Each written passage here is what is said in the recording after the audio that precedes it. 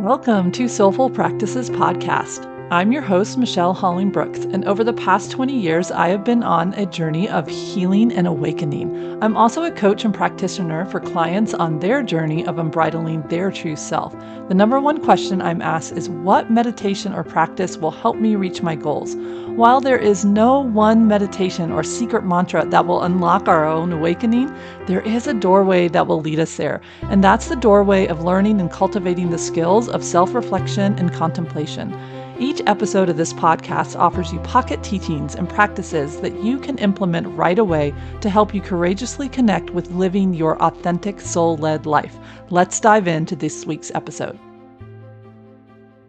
Hello, everybody. Welcome to a special episode of Soulful Practices. I'm your host, Michelle Holling-Brooks, and I was really kind of thinking about this week and this season. We're in season 3 right now, and we are working on how do we begin to have more clarity and discernment and ultimately trusting our own inner guidance. And we started the season with saying, hey, the way that we can start to allow ourselves to step into more truth, into more discernment, and to know what our inner guidance is truly saying to us versus maybe a shadow, fear, and protector kind of being the little bobblehead or the narrator on our corner of our shoulder talking to us. Or what is a personal want? Like, if I really want something, am I just doing wishful thinking, magical thinking, and getting myself to hear what I want to hear from myself? How do I know what is truly soul's guidance? And how do I cut through the decision fatigue of doubting it and working with what it is?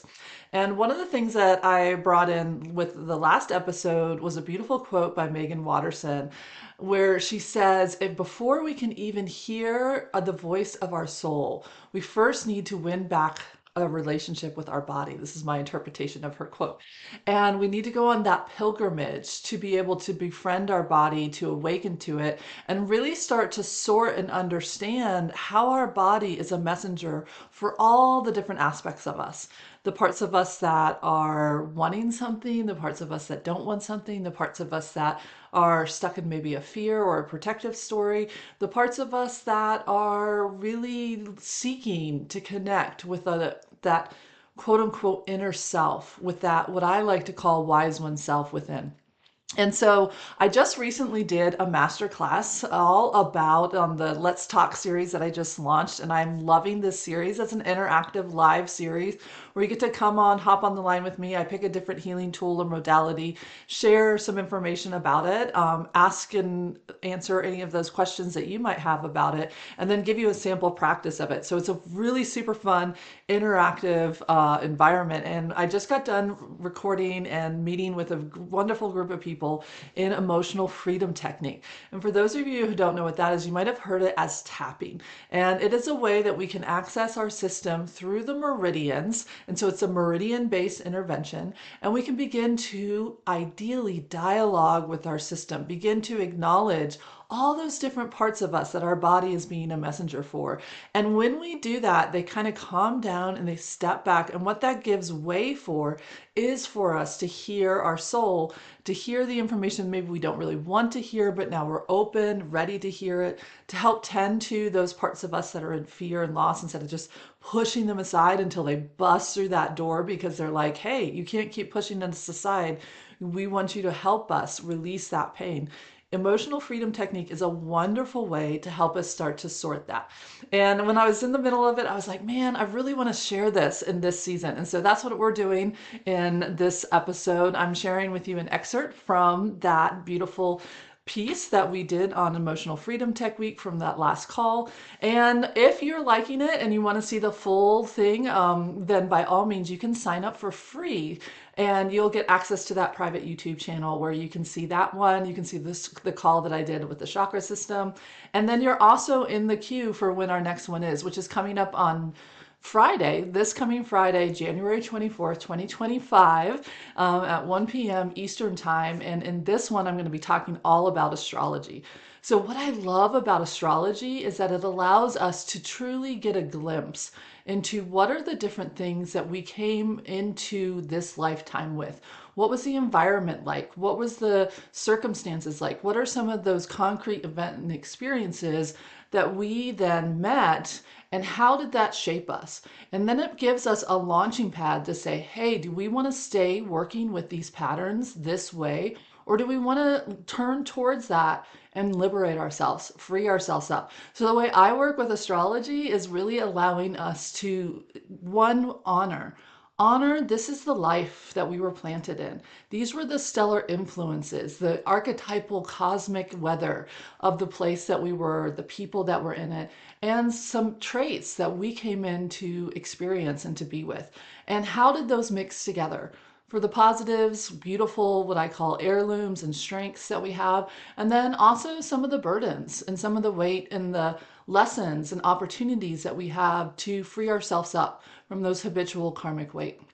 That's what astrology does. So I'm going to be sharing more about how I work with astrology, doing a live reading on there, and answering your questions about how you can work with astrology in an empowered way in our next talk. So please join me in that series, and you can get signed up. You can join me in that call, and it will be amazing. So for this episode, you're going to get to see an excerpt from the masterclass on emotional freedom technique. I hope it helps you begin to start to realize there is a way to talk to the body being without overwhelm. There's a way to start to sort. What is a wounded part of me? What is a personal part of me? What is a fear? What do the different things have to say so that we can then clear the way to hear our heart and our soul? Enjoy, and I'll see you in the next one. All right, so hello, and welcome. Today's is all about tapping or emotional freedom technique and working with the meridians and how we can work with that both for ourselves, and if you do happen to work with like animals or your family or something like that, how you can even bring this into working with all types of beings, depending on what it is that you do, and how that works with you. The idea behind tapping is that we all have meridians running through us. And meridians are energy pathways that allow us to send information, and allow us to connect with the different types of bodies that we have. So we have four main bodies: our physical body, which is made up of our cells and our tissues and our organs, and it does all of the work that keeps us being able to move and groove and live and breathe and digest food and transform it into energy. And then we have our emotional body. And our emotional body is like the messenger system. It allows us to send messages from our mind, from our protective mechanisms, from our heart's desires and what we want, and even from like our body. So our body will use emotions to help us know what we want to move towards, what we want to move away from. So will our heart, and so will our mind, as far as things that we like or we don't like, things that if used needs to protect us. And so emotions, I view them as messengers. They are there to help us to know that we need to either tend to something, we want something, we don't want something, but they're the messengers for all the other aspects of us. We have our mental body, which is made up of our ego and our mind and our constructs of self. And it also holds our belief systems. And this is a big part that we're going to try to access through the meridians. Our belief systems are things like as simple as maybe you had a lucky day and you wore red socks on that day. And so from that day forward, every time you want a lucky day, you superstitiously wear red socks, or you try to put red in somewhere into your day. It's not something that's necessarily based in truth, but it's something that your mind connects together that says, when I did this, this happened. And therefore, I want that to either happen again or I don't want it to happen. And when we do that, we form either what are called positive belief systems, things that empower us, things that allow us to expand, like, oh, wow, I took a risk and it worked out well for me. So now I'm not risk aversion. But if I took a risk and it didn't work out well for me, then I am going to end up in a place where I then have a belief system that says, hey, it's not safe to take a risk because every time you do, it doesn't work out well for you. And we then build those off of that. Well, each of those belief systems then restricts our physical body. So it restricts how we can hear our heart calling to us that says, hey, let's go ahead and work through this. Let's go back and deal with this trauma that maybe we had to shelf something. We weren't able to deal with the fact that we were scared or we were nervous, and we were just going through the checklist of things that we needed to do. This happened just over last week when we had lost power. All the ice was over there. One of our old guys of the ponies that I have out here at Unbridled Change, he ended up choking. Well, there's no vet going to come out at 5 o'clock on an icy day where there's no way to get to us. And so I went through the checklist. I went into the mode of, okay, let's get some meds in him. Let's start working on choking. I know how to tube a horse, so let me do that. Let's start working this way through. And I was able to work it through. And what I shelved was this whole part of me that was like, wow, this is my daughter's, pony that she's had her whole entire life. And she's sitting here with me and I'm trying to hold space for her. But really what I needed to do was work through the things to keep Puzzle in a good place. He's in a good place. We worked him through it and it's all good. But on the flip side, once we started to work him through, then it was, okay, let me tend to my daughter and to her needs and help her recognize what was that like to watch your pony go through that? What was that like to be in that situation and help her process? And then eventually I circled around to my own body, like, wow, I have an aging herd. This is where my herd is starting to go. This is going to be a bigger part. And so I was able to work through the different areas. If I hadn't done that, if I had only stayed in the checklist, or I had been too overwhelmed by it and therefore not have been able to do anything, that's what would have created trapped trauma. And that's what emotional freedom technique is designed to help us loosen up. Putting that in there. Does that kind of make sense to everybody? They can give me a thumbs up in the universe, or you can put it in chat. If I don't hear anything, I'm going to assume we're all on the same page and I can keep on trekking.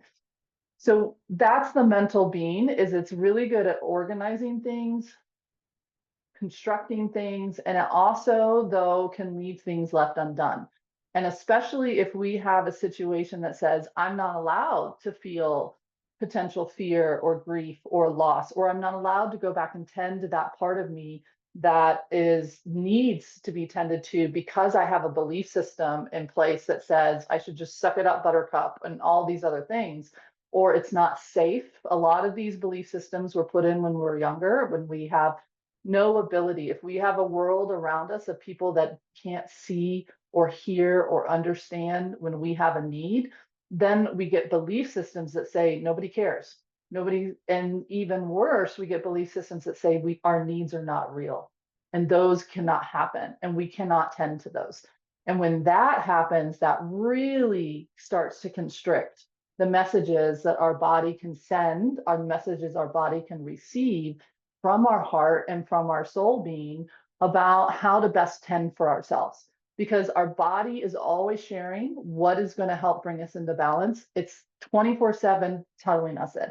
Like, how many of you guys have ever sat there and you go to reach for something and it's like, you feel your body pull back from it? It's like, no, we don't need that coffee or that tea or whatever else it is you might be reaching for, or even like a supplement that you think your body needs. And all of a sudden your body's like, no, I don't want that supplement. That might be a true message from your body giving you that information of what's helpful and what's not. It also, this is where it gets confusing, could be a mental construct from a protective mechanism pulling you back from that. And this is where really learning how to sort this out is helpful. And this is what emotional freedom technique does beautifully, is it helps us sort through the often conflicting layers. Because how do we know what is a protective mechanism, and how do we know what is our body talking to us about what it needs, or what our heart and our soul is talking to us what it needs? How do we start to distinguish what is what in our system?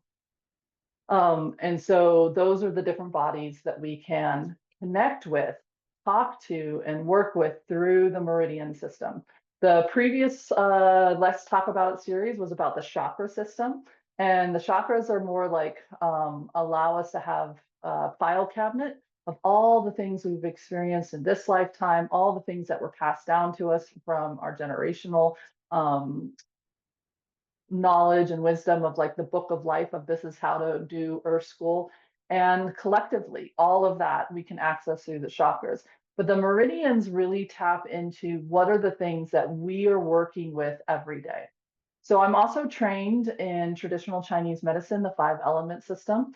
And the meridians allow us to not only feed and access the energy that flows into our organs, but it also connects us into the emotions. And we'll talk about that more when I talk about the different tapping places. So right now, just anybody have any questions on the four bodies? Does that feel pretty good? The physical body, all of its beautiful nature that it's there to do, the emotional body, which is like the messenger system. You can think of it as like Hermes or Mercury, depending on which one you want, the Greeks or the Romans of the gods, that's designed to share the messages. That's all it is. They're neither good nor bad, right or wrong, truth or not truth. They're just messages for the different parts of our body.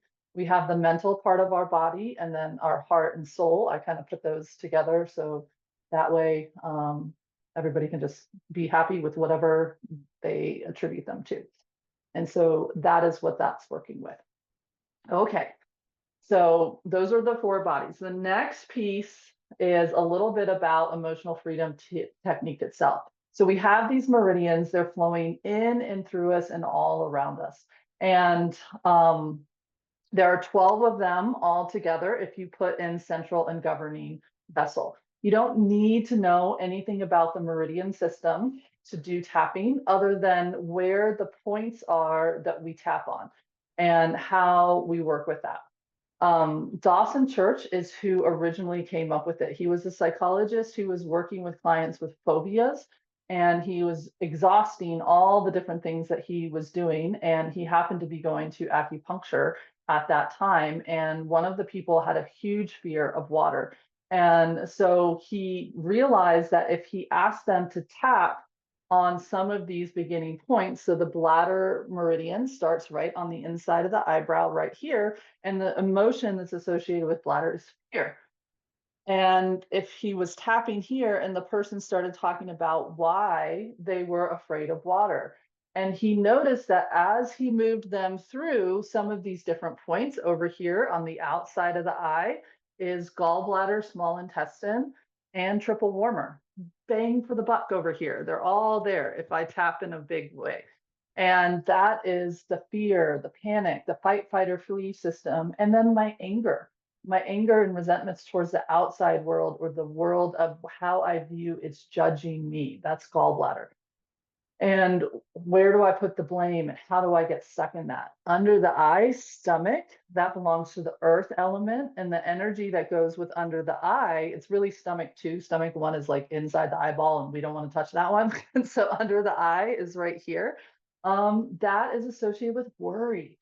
It's where we're trying to control what is the structure that we need. How can we allow ourselves to step into more faith and trust that our needs, the structure that we need to be our essence, because it's associated, even though we think that this is like stomach food, the earth element is actually what governs our blood and our life force energy. And so when we're in worry, when we're in fear, we're constricting that, we're cutting ourselves off from the message of our heart and from our soul, trying to help us. And we're getting stuck where? In the worry, in the mental being, only in our protective mechanisms, and often very time limiting belief systems. And he noticed that as he just had the person tap through some of these very basic points that he was working on in acupuncture, that all of a sudden the person started to be able to have more space, more ability to see the phobia, more ability to like turn it around and like find other opportunities, or what I call exit ramps. And like, well, maybe this could be different. Maybe I could interact with water different. It started to move it into past tense instead of a present tense. His body started coming out of the fight, fight, or freeze response. And he started to be open to the possibility of what if in a good way. So instead of like, what if the sky falls and I die and I drown and all the things happen, which is what he was stuck in churning him before, that this client who had this major phobia all of a sudden started to have more, quote, space in their system and be able to see a new way. And so that is where tapping was born. from working with one of his clients and mixing what he was doing in his own world, mixing that with that. And then it's kind of grown from there. So now there is like the tapping solutions from the Ortons and all of those different things that are out there that you can find. Lindsay Kenny, which is a system that I'm going to teach you. She was a student of Dawson Church's. And so when that was coming up, she had a question. Why are you only including some of the meridians? Because his system doesn't include all the meridians. So you catch some major points with it. You catch, like I said, bladder. You catch triple warmer, small intestine, and gallbladder over here on the side of the eye. Under the eye, you catch stomach, meridian. And then under the nose, right here at this point, you're catching governing vessel. And under right here on the lip point, you're going to catch what's called conception vessel or central vessel, depending on whichever school that you're in. I tap these together instead of one and then the other, and you're going to find out why here in a second. And then collarbone is right here, and we're using bulldozers. We're not using needles. And so we are just going to use the whole entire collarbone, and we're going to tap on that, and that's going to catch kidney, meridian. And then right below, this is where I'm going to add in a couple extra ones. So one is right here. In the original one, the liver points, which are right below the bra line. Sorry again for the green on green. It wasn't much. I had a brown background. I had my barnwood in the background, but this is what we got. And so right there, tapping right underneath the nipple, underneath the breasts. And so right there, as we tap there, that's the liver.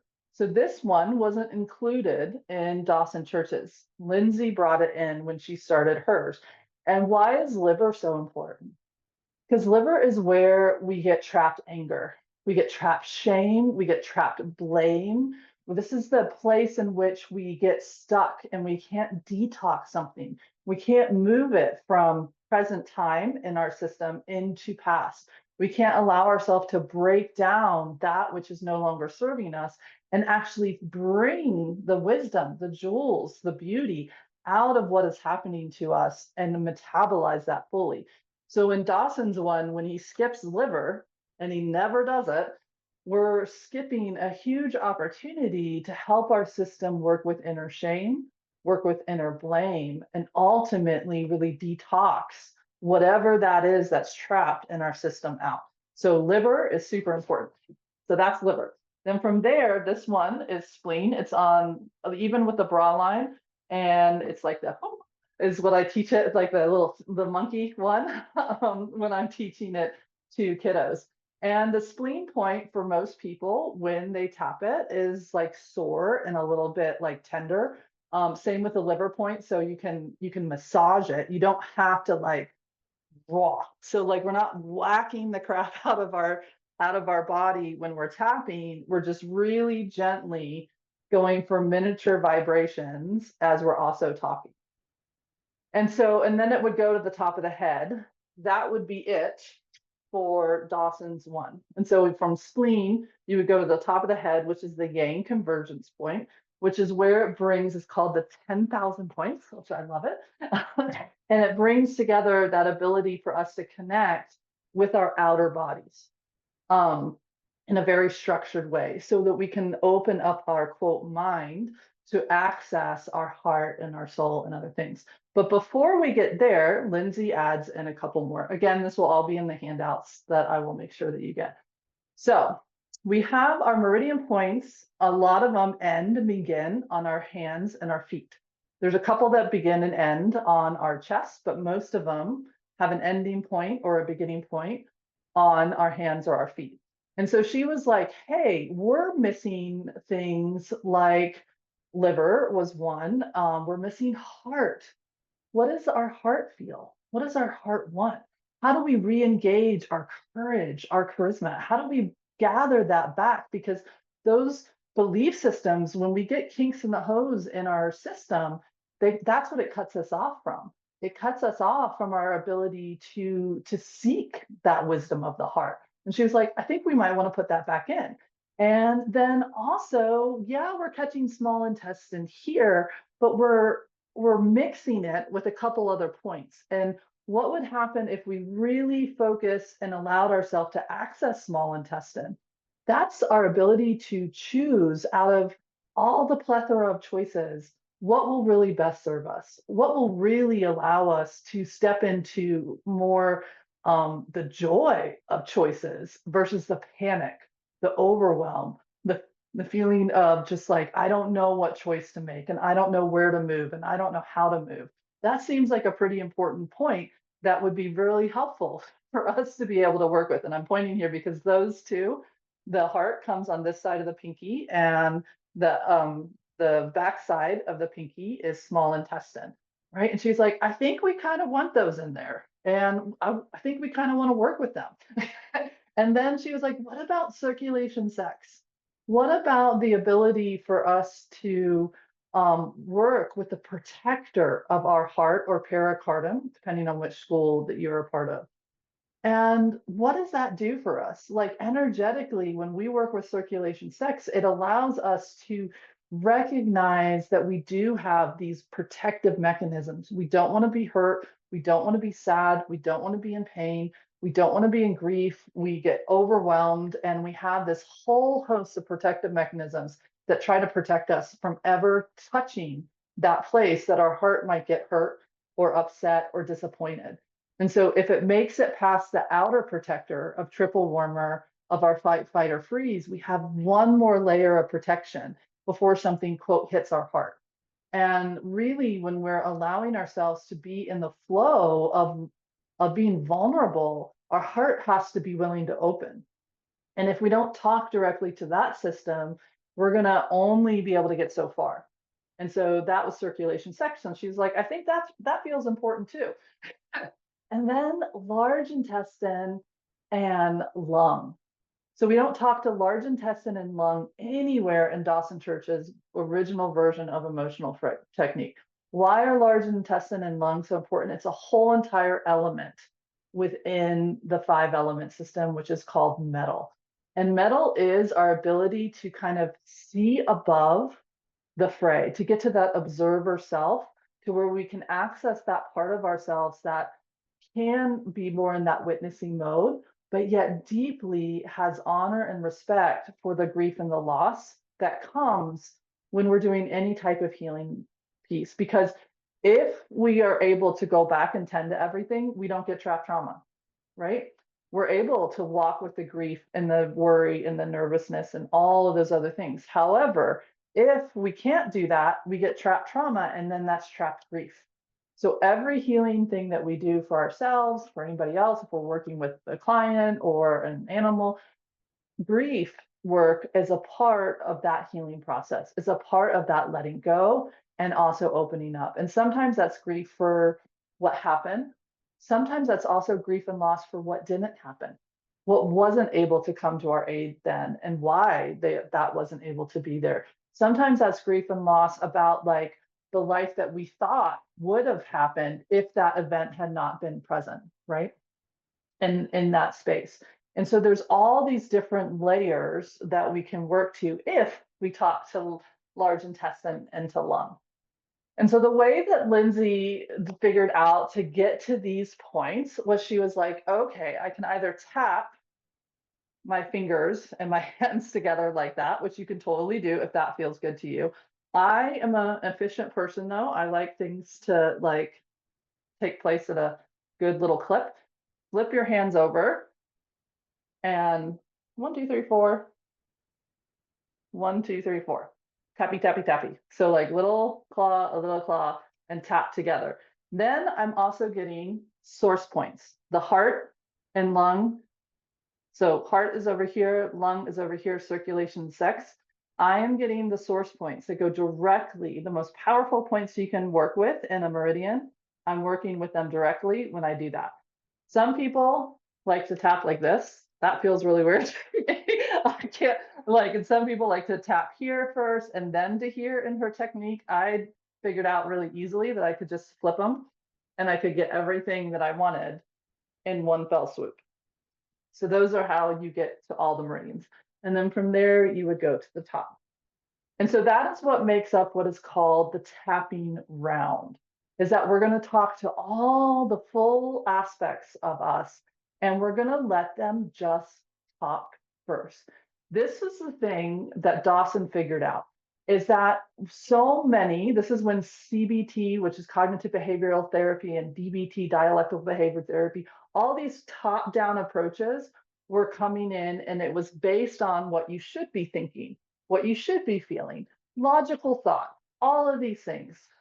You know, I don't know about you all, but when I am in a moment where I'm struggling, logical thought goes away, and it biology wise goes away when we're in a stressor and our body has decided it needs to take care of us from a survival standpoint of view, or even a personal protective point of view, and it's not able to access that observer self to come in and pass that baton off for whatever reason. What happens literally on a biological level is 80% of the blood leaves this beautiful, lovely thought place of the prefrontal cortex, and it comes down where? Not to the limbic system, not to the middle. That thing just says, hey, my only job is to say danger, danger, Ghost Rider. The minute it decides we are in fight, flight, or freeze, it all goes down to the base part of our brain, down into the brainstem. So the middle part of our brain, offline. The top part of our brain, definitely offline. And tapping is designed to help walk us back up to the ability to function and really truly to pass the baton off to a part of us that isn't stuck in that story, right? That isn't stuck in the trauma, isn't stuck in that tic-tac of that regurgitating kind of whirlpool that just keeps reliving, redoing, and reorienting ourselves over and over and over, but not ever letting us, quote, take that exit ramp to a new choice, to a new way of seeing, to a new way of being with ourselves and whatever that stressor used to hold power over us. And so in this process, when we start to work with these tapping, he realized that you just couldn't come in here and say, but the water's fine, if he was talking to the original person, right? And you're not going to get hurt, because his system was like, yeah, no, that's not my truth. That is the furthest thing away from my truth. And then he was trying to tell the emotions that they shouldn't be scared in that limbic part of his brain. And that person's body was doing the same thing. Yeah, that's not my truth. I don't believe that. And so even though the person could say the words, the water is fine, I'm not in danger, it didn't matter, because the whole survival part of that person's being said, that's not my truth.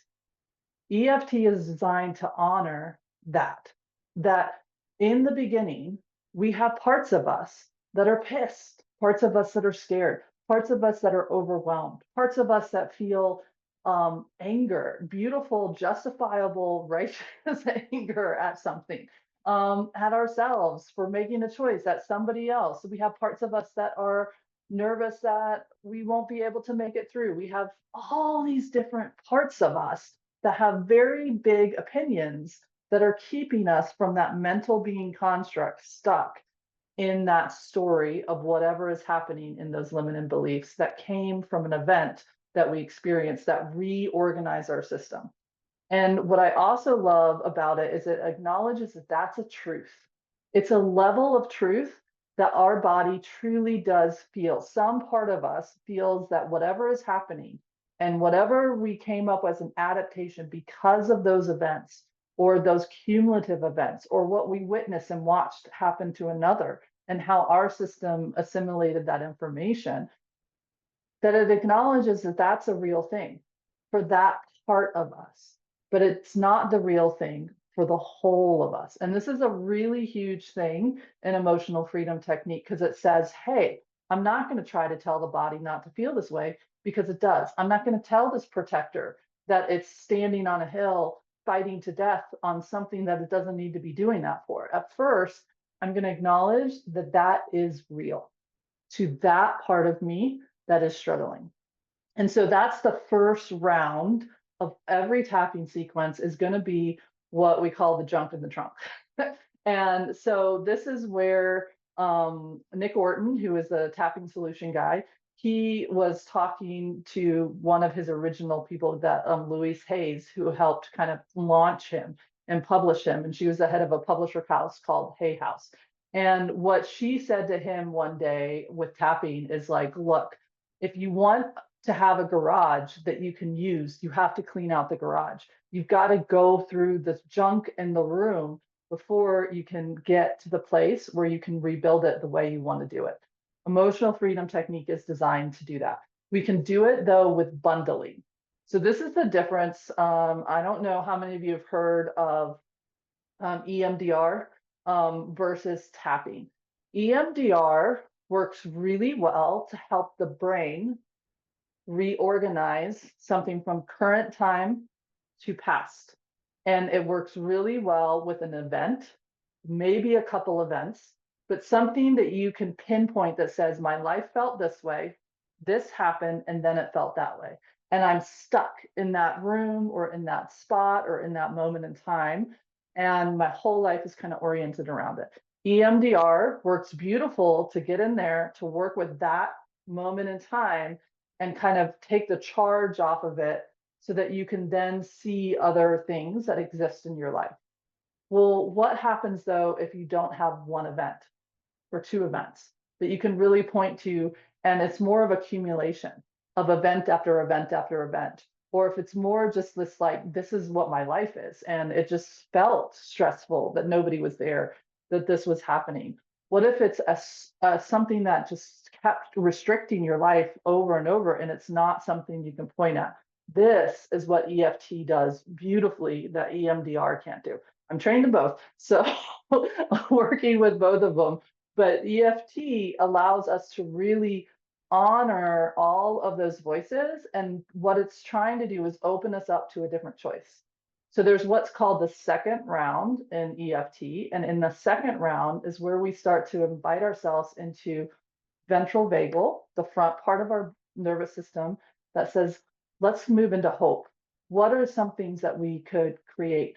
If we could reclaim this, if we could do this, like, I want to reclaim my sense of courage. I want to reclaim my sense of whimsy. I want to reclaim my sense of possibility and hope, having faith and trusting in myself to be able to deal with whatever is there in front of me and allowing myself to work with that.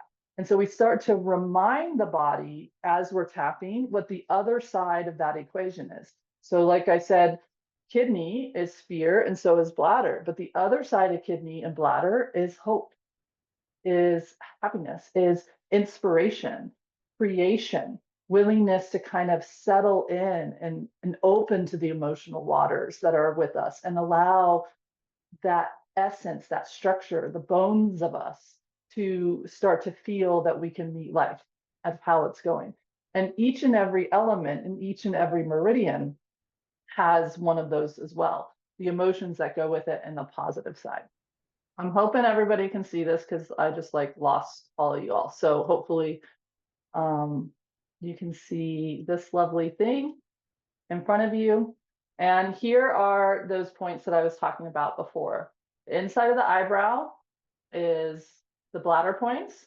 The side of the eye is where you get to small intestine, into gallbladder and triple warmer. Again, you don't really need to know these things. I'm just a geek about this stuff. And so I figure I want to know. So I just share it with you. If you don't want to know, don't worry about it. Underneath the eye, and you can try tapping with me as we go. What I would like you to do though, if you try tapping as we go, is just notice what comes up in you. Does your body like that? Does it want more of it? Is it like, oh my God, don't touch me? And it's like trying to run away from you as you're trying to go to that point. It's just beautiful information. It's neither right or wrong or good or bad. It means that you have some part of you that is nervous about talking directly to that meridian, to the emotions that are held within it, or even the events that are held within it. And I'm also trained in somatic healing. And so we don't ever force the body to do anything. We don't try to change it right off the bat. This is a huge difference of how I even work with EFT that we'll get into here in a moment. But I just want to make sure you guys have all the basics. So inside of the eyebrow right here. And again, you can use all your fingers and you're talking to more of you at the same time, which is always better. and that is bladder. Then the next part of the sequence goes outside to triple wormer, small intestine, and gallbladder. Then we go under the eye, and that gets to stomach, under the nose, and upper under the lip at the same time. And those ones get you to governed vessel meridian or central vessel meridian, and or they're actually called extraordinary vessels and strange flows, but they kind of double up as meridians. You don't need to know that either. Sorry. This collarbone right here, we use our big bulldozers and just find your collarbone and tap all the way around it, and that will get you where it needs to. This part right here gets you into what's called gallbladder neurolymphatics. We do not need to go there. Just don't worry about it. Just leave it alone. But just know that this is usually a tender spot. And why it's tender is because we feel like we cannot move forward. There's no way for us to make movement externally outside of ourselves that we're not going to get dinged for. So it goes really sore. And so these are points that you can kind of track that as your system clears more what's happening in you, these points are no longer as sore. So it's kind of like a little bit of a litmus test of what's happening in your body as your body is filtering through, cleansing and clearing what it used to get really overwhelmed with. The liver points are right here. And that's again, right underneath the nipples, underneath the rib cage right there. And we just kind of rub on them because they're usually pretty sore.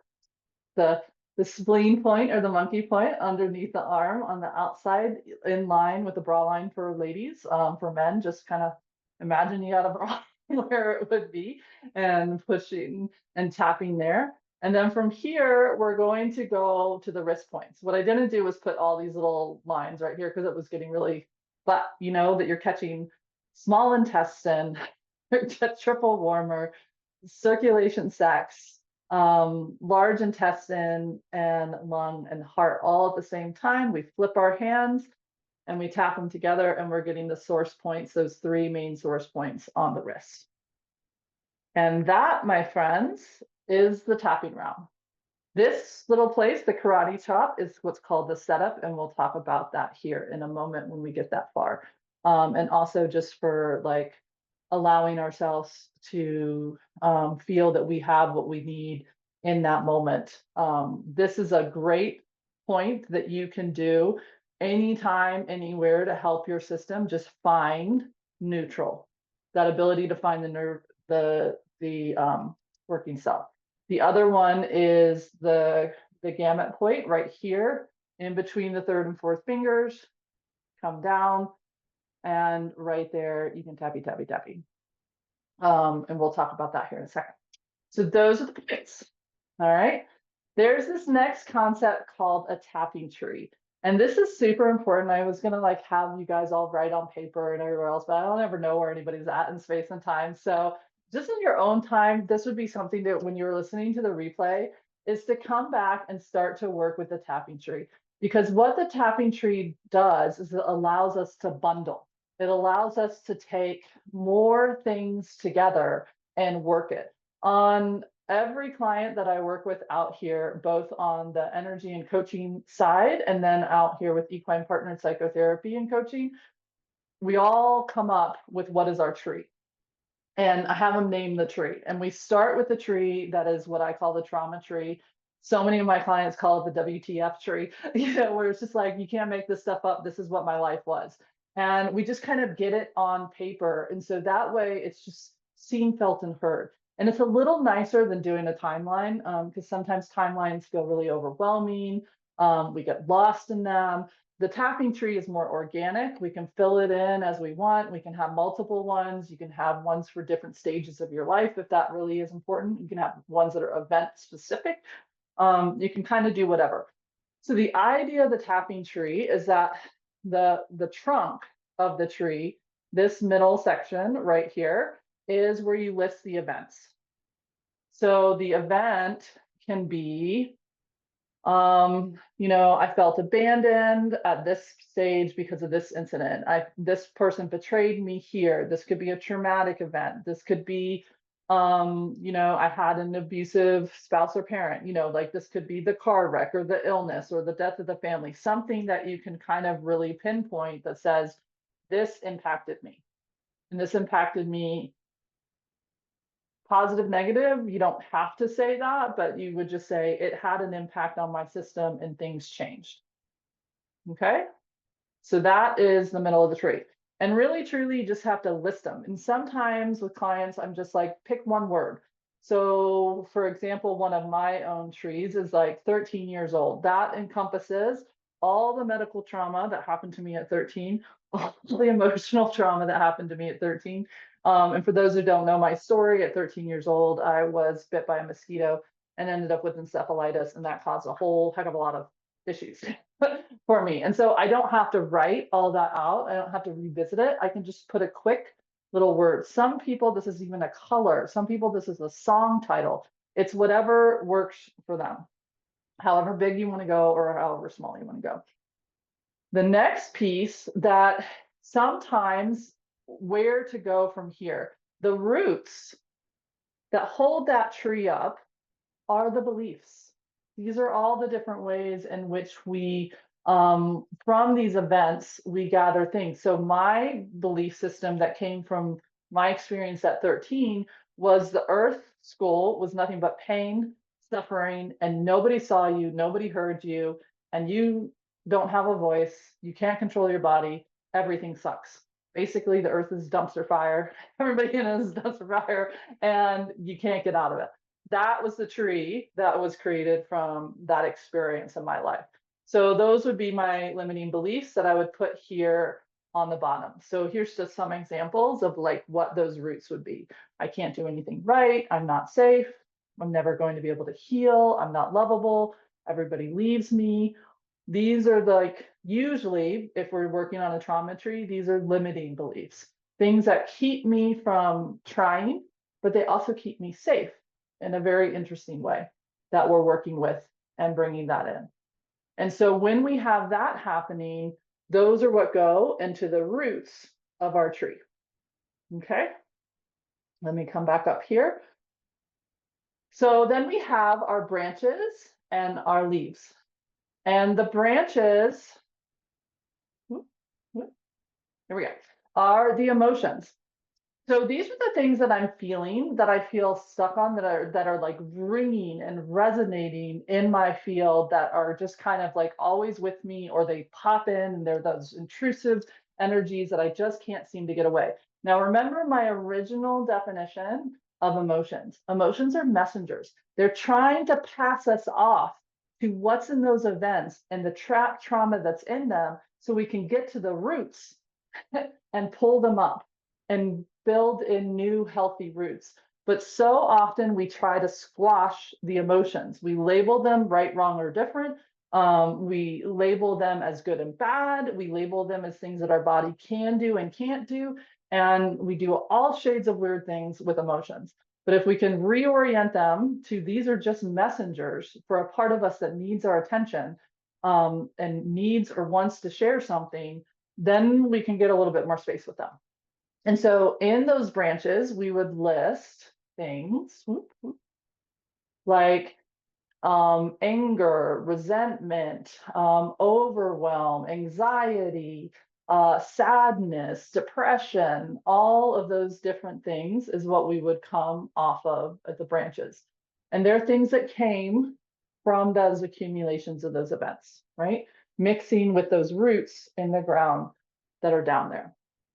And the leaves are the symptoms. The symptoms, these leaves, are actually the easiest ones to fill in. These are the ones people know by heart. These are diagnoses. These are things like sleeplessness and restlessness. And you can put anxiety and depression in here as well. These are the different things that are happening in your world that you can quickly identify. But what this tree is trying to help you realize is they're the leaves. They're the last thing that gets born on this tree. The roots get established from that body of this tree, of what are our events, our life events and experiences.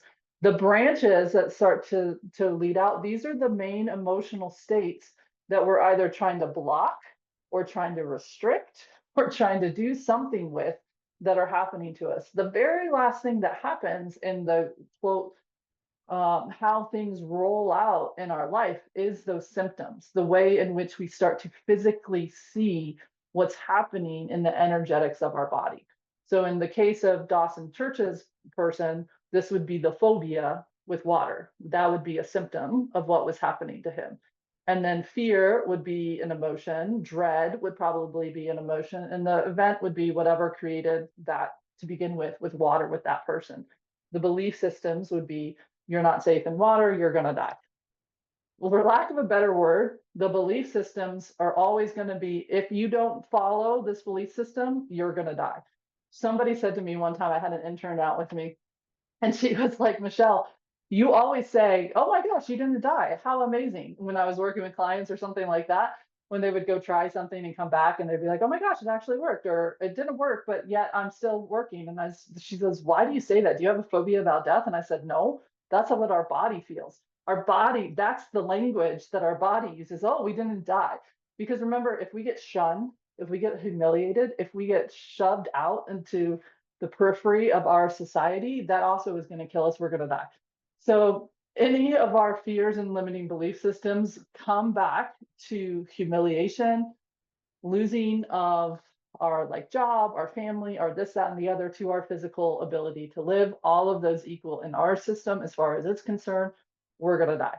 And so if we just acknowledge that, like what EFT says to do, we all of a sudden start to feel very different.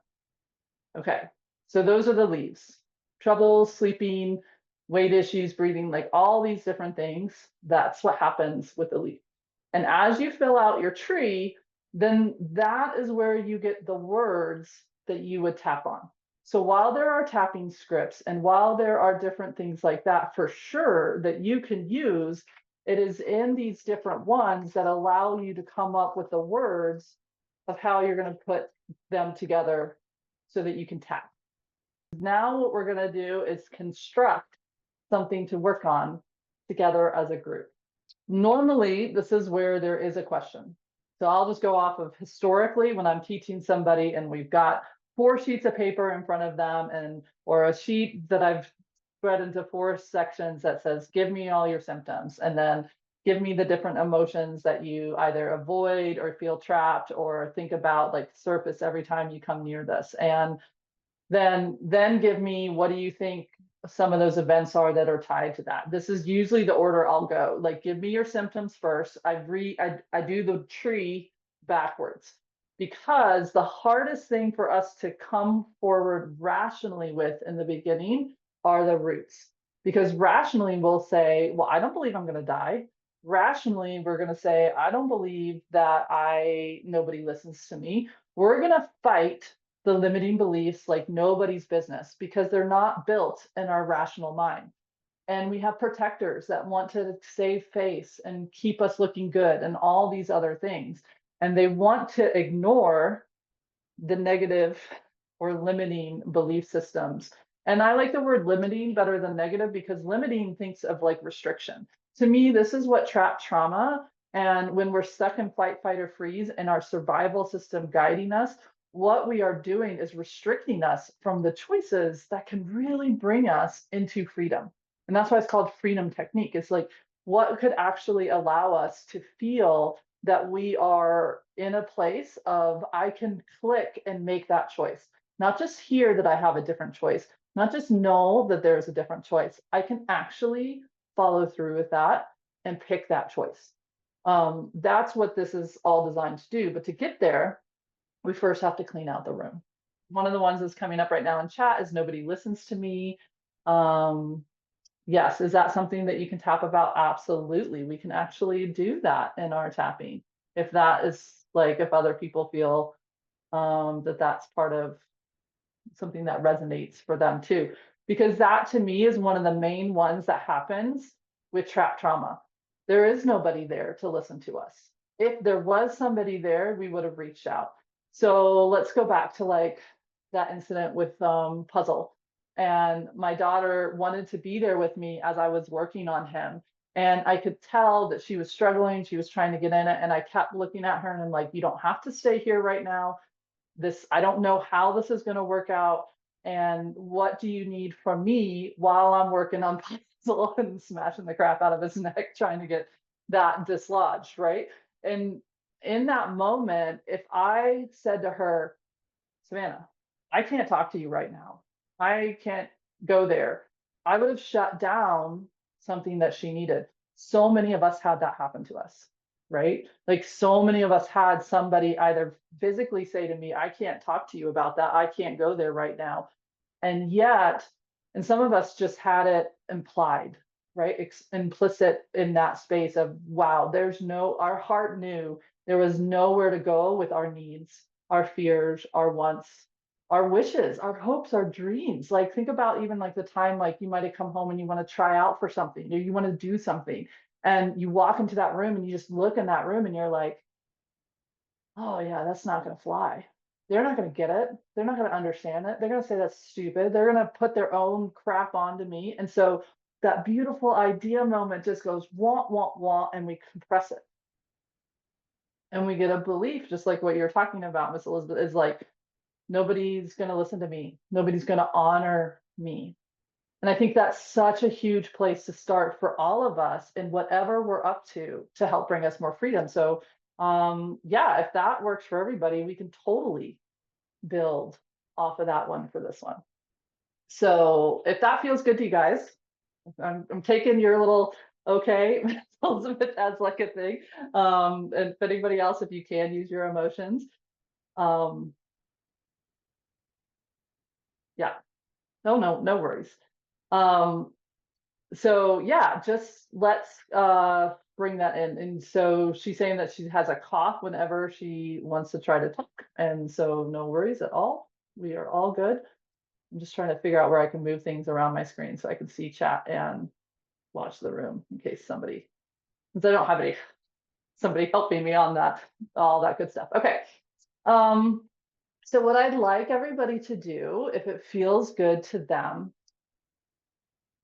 and the other thing that I also want to put out there, so this is a little sidebar before I can come back in and we start to build out a tapping round, is that, again, I never like to take the body anywhere where a protector isn't willing to let us go because it doesn't serve any purpose. It's absolutely ridiculous to tell the body to accept something if I have a protector just waiting for me. It's like, yeah, sure, go ahead, tap there. Tap all day long. Hold that point all day long. I'm not going to let it do anything. I'm going to come behind the scenes and undo everything you just did. And this happens all the time in healing work.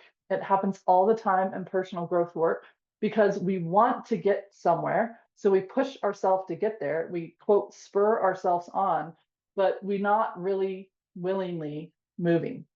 And when that happens, the protective system just waits it out. It's like, yeah, sure, go ahead, do all those wonderful things. I'm just going to be over here waiting for you to be done. And then I'm going to put back the whole entire system. I don't like to do work over and over and over and over again. So I'm willing to wait. I'm willing to wait for true consent in our system. It doesn't have to be 100% on board. It just has to be 51%. Sometimes it's like what I call the let's see. Let's see what would happen. And I'm like, great, I'll take it. I'll take even a hint of curiosity. But if it's truly got its arms crossed and it's like, yeah, no, not going there, it does us no good. So when we're tapping and when you're working through anybody else's tapping scripts around, I really want to empower you with permission to stop, to pause, to think about it. Notice, are you tapping super fast and frantic? That right there will tell you you got a part. You need to stop and go listen to that before you can come back over here. So I like to tap nice and slow. Like some people tap, like I don't even want to tap that much on my body. They're like this. And I'm like, oh my God, it's so frantic. Like your body is gonna feel frantic. And especially if you're working with animals or something else, like they're gonna be like, no, don't bring that that energy to me. We want to bring the energy that says, I'm giving you a chance to talk to me. So sometimes if I'm really flustered, I just hold the point. I don't even try to tap. I might hold it and kind of buzz it for a second and then let go. Buzz it for a second and then let go. Because I'm not trying to force my body to do anything. I'm just trying to have a conversation. And that's the whole beauty of this technique. it opens it up so I can start to have a conversation with my system. So if you think about a time where you felt that your voice wasn't heard, somebody couldn't hear you, didn't want to hear you, didn't care to hear you. And if you do have a piece of paper, just write down some of those things. And if you don't know where it goes on the tree, don't worry about it. You could write the event down. You could write just the age. I'm thinking of like 4 right off the top of my head that I would have. And then that belief, the root that we're going after is nobody listens to me. And maybe a couple other ones that would be with it is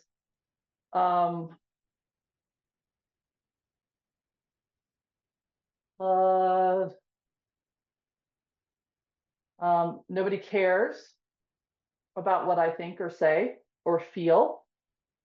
Other people's needs come before mine.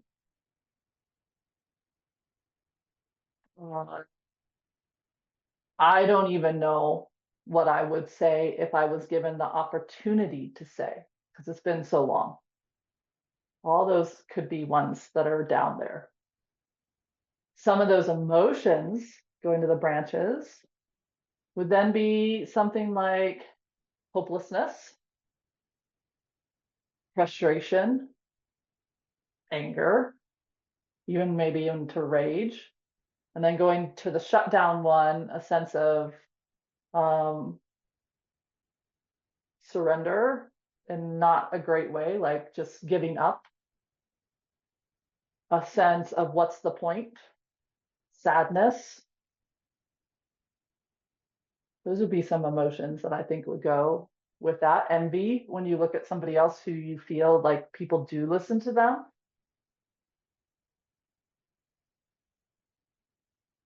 And the symptoms. This is going to be an interesting one for the symptoms because it's going to be along the lines then of something like, I don't take risks and share, I don't express myself. I'm calculated about what I express, meaning I'm going to pick things that I think people are going to be open to. And so there's a lot of things that I don't share. And so some of the symptoms is I don't share my thoughts, my wants, my fears, my needs, my desires, maybe even to your own self. So maybe you're even limiting that. Let me think of some other symptoms that would come with this. This would impact then your energy levels because the way these things work, it's really savvy and it's quite brilliant. Is when we have a belief like this, what it then does is we end up with things that zap our energy. So we don't have the energy to do or to say what we would want to do or say. Isn't that crazy? It's like super smart when you think about it. It's like kind of amazing. And so we end up with things like chronic fatigue or restlessness or sleepless like issues, or we end up even with like things that impact our body being able to sustain things. We could end up with like a different autoimmunes or Sjogren's is kind of what's really coming in because that would like constrict your voice. We could end up with things that put us into caretaker only roles. We're the champion, the advocate for other people, and we listen to them and fill their needs. These are all symptoms. And so it's really kind of savvy when we start to look at it and we were like, wow, those came from those moments where we just like nobody's here for us for whatever reason. And this is why grief and loss is so important to have in here. And so right there, we have a tree. And that took us what, 5 minutes to come up with this tree. And each of you have your own kind of version of what this looks like for you. And so now we need to come up with a little bit of the statements that are the setup statements. And so these setup statements are things like, we're going to tap on the karate chat point. You can do it like this, but then you have to, these things are bilateral. So like bladder point here that goes up over the head, down the whole body. It's like really stomach starts here, circles around, and comes down. So I like to tap like this because I don't like to do this and then turn around and do this. If I can do this, then that's just the easiest way. Unless I'm like at dinner with somebody and then I'll just do it like this because I'm saying this in my head, even though I might be freaking out right now. And a part of me is so angry, it can't even think straight. I know that there's another option and I completely love myself and accept myself. That's an even though statement. So the Dawson Church's way doesn't have that middle part that does the polarity. It would just say, even though I'm freaking out right now, I completely love and accept myself. Well, the problem is, what if your system says, I don't love and accept myself, and I don't really want to change? Now I'm stuck trying to convince it to agree with my nice, beautiful sentence. I can love and accept myself. But if I just acknowledge the polarity in my system, if I just acknowledge the war that's happening between a survival part of me and this part of me that can see beyond that, that's all my system needs, typically. So if I start with that and I'm like, even though I feel like even trying to do this tapping tree that nobody listens to me is not going to work, I'm open to trying it and seeing what happens. Even though a part of me really feels and believes that nobody ever listens to me. And I'm actually kind of scared to change that because I'm pretty comfortable this way. I know there's another way, and I believe and love myself. Even though I am scared to start to let myself dream that I can listen to myself. I completely love and accept myself, and I want to try. And then you would soften. Take a nice deep breath in and out. And so I just want you to check in for you. How is that feeling on your end? Those simple little sentences. Even though I want to try this, I want to believe it. I even think that this is possible, that I could believe in myself more and I could listen to myself more. And therefore, it doesn't matter what other people think. Like, what if I could start to do that? But there's a part of me that's scared. What if I could change that? And from this point right here, we're talking to heart and to small intestine. So we're talking to the two parts of us that want to light that fire, that inspiration back up in us. So now what I invite you to do is wiggle, wiggle, wiggle, like truly wiggle. So you guys are all off camera, so you can do whatever you want. Take a nice deep breath. Take it out. The wiggle resets the vagal nerve. It invites it into saying, hey, come off of autopilot and into accepting current time information. So now we're going to do our tapping. And please insert whatever emotions or anything that you wrote on your things. I'm just going to go off of the ones that I kind of already stated out there. And we're going to start with the kind of junk in the trunk version first. So the inside of the eye, I'm going to start with a part of me is really scared to even try to ask somebody to listen to me. And then we're going to go to the outside of the eye. And remember, if tapping feels like your body's trying to get away from you, just kiss it once and then let go. Because that's as much as your body wants. And we just say, okay. And also with mirror neurons, you're watching me. So this is happening at the same time. So we're going to go to the side of the eye and you can tap. A part of me is so angry at all the times nobody ever listened to me. Under the eye. And I'm just worried, like, is it even worth it to try to change this? Deep breath in and out. That one feels pretty big. So we're going to stay here for a second. And then we're going to come to the top of the lip and under the lip at the same time. Tappy, tappy. I'm going to let it yawn first because that's a vagal nerve reset. That was really good. Good job, y'all. And a part of me worries, like, can I even trust myself? Because governing and central, this is myself. This is how I hold myself together. Trust myself to listen to me. I don't know if I can do that. Nice deep breath in and out. So just so you know, I'm running Reiki energy in the background. And so a lot of the processing that's happening right now is for the collective, for you all. So if it's easier to let my body process it, then rock it out. Collarbone, nice big bulldozers coming in. And a part of me just doesn't believe it's going to happen. Why would somebody believe and listen to me? And I'm just really sad. For some reason, I'm going to add in an extra point, sorry, but we're doing it. I follow my instructions. So this point right here is from Donna Eden's. It's over the thymus, and that's our immune system. It's our ability to be able to respond back to ourselves. And so I'm just tapping there, waking that up. And here, this would be, is it even worth the fight? Is it even worth trying to change this? And a part of me just feels hopeless and like this is just what it is. Nice deep breath in and out. Oops, I'm gonna set up. So to the liver points, I will like flash my breast in here. I think so. So tappy tappy. Again, these are sore in a lot of people. So if you want to rub them, that's fine. You can even figure eight them between the liver and the spleen because they do flow into each other, into the 5 elements. So that looks like this. I'm figure eighting and I'm getting both of them. If that feels really good, that helps you metabolize some of that built up anger and frustration. Whichever one feels good to you. For me, I want to figure eight them. So all of the anger, resentment, irritation, blaming of myself that I have.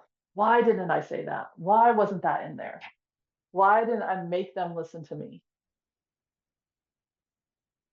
And then if you haven't gone to spleen, head over to spleen right now. I'm just tired.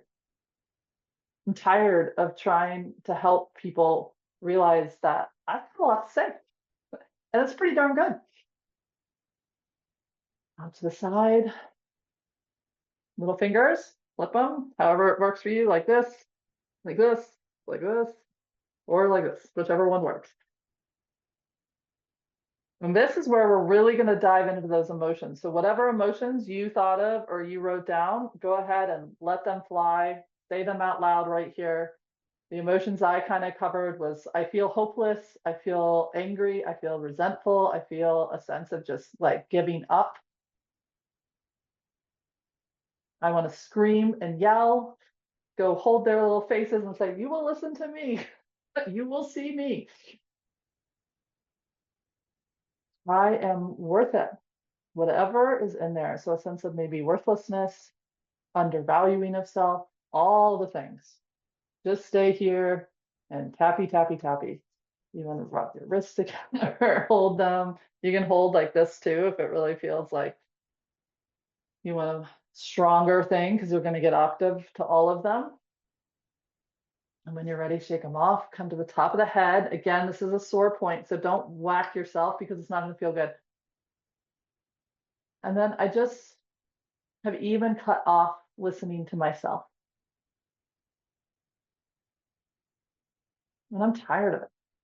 I want to be able to hear my heart, hear and know what I want to share. And I know we didn't put this in there, but for whatever reason, it really wants to come in right now. It's like, I want to be able to speak and share my own truth with myself. So at this point, you've done a whole round. We're going to pause and you're going to feel in what is happening in and around your body.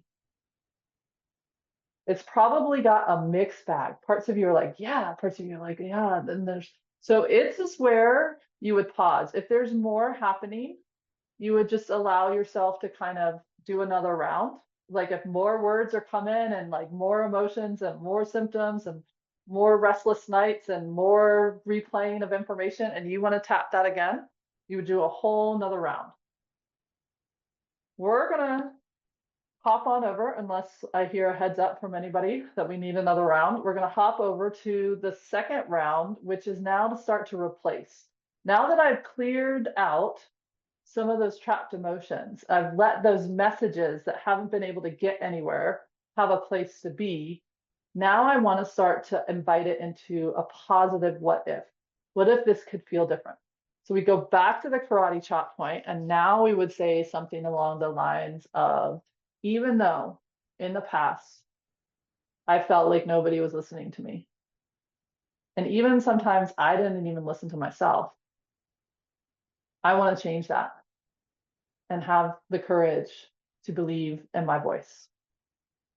Deep breath in and out. And even though in the past I've been so disappointed by when people that I thought would really care and listen, I am choosing to believe and listen to myself. And even though this is super scary to start to say I want to open to my own voice, I completely love and accept myself. Deep breath in and out. Just let that sit with you for a second. And we're going to go to the inside of the eye. Now, I didn't teach you how to put this tappy tree together, so I'll just say it with you. But these are the things that we want to call in. So the events that we want to have, if I believed in myself and I was able to say whether somebody listened to me or not, this is what I'm sharing with myself and with those that are willing to listen. What would those events look like in my life? What would it feel like? What type of emotions would go with that? What symptoms in a positive way would come from that? And what beautiful, healthy roots in the ground would I have? And so this would be inside the eye. I am willing to listen to myself. Outside of the eye. And I realize that if a person can't listen to me, that's a reflection of them and their system, not of mine. Under the eye. And I want to believe and have faith in myself. Deep breath in. Oh, that's another God. Okay. Good job, ladies. Under the nose and top of the under the lip. Oh, nice deep breath in. I know that I have my own back. And I believe in my own inner wisdom. Let's say that one again. That one felt really good. I have my own back. And I believe in my own inner wisdom. Maybe just do a wiggle with that one because that one felt really big. Collarbone. And I'm willing to create the spaces to bring in new people that will welcome what I say. So this is maybe a new friend group. Maybe this is a new partner. Maybe this is even just sitting with yourself and beautiful meditation and journaling and being honest and authentic with you.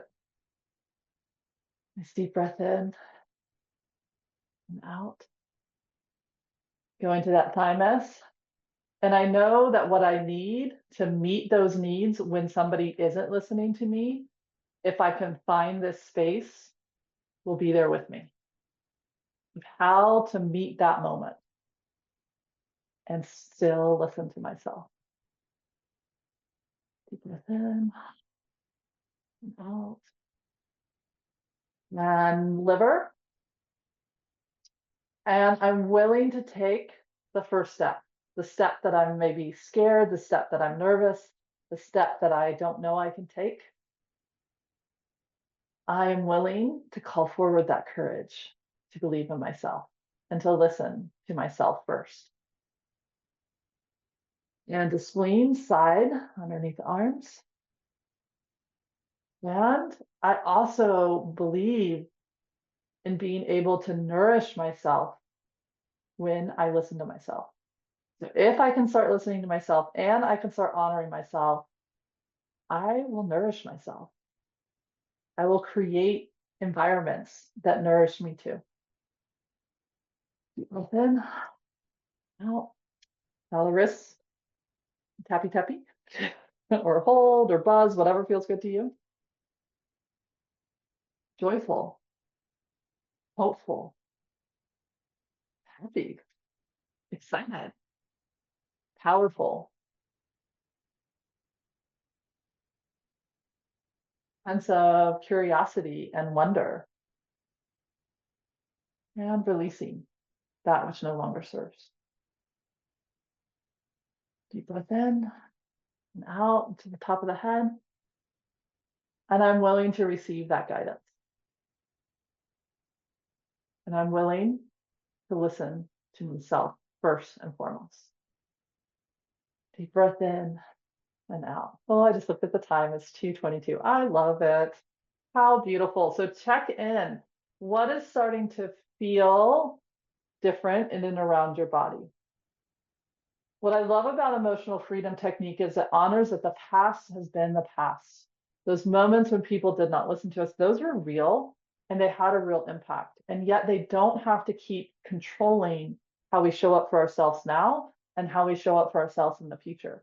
And that's what tapping helps us to access, is that choice point, that wedge of awareness where we get to say, do I want it to be different? I don't know how, I don't know why, I don't know what that's going to look like, but I know I'm willing to try. And so the homework then would be to try it.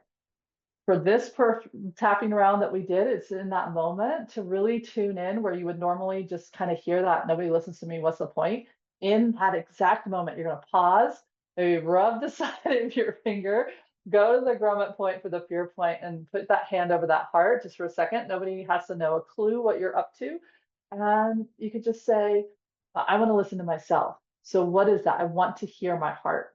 I want to hear my wisdom. What is it? What is there?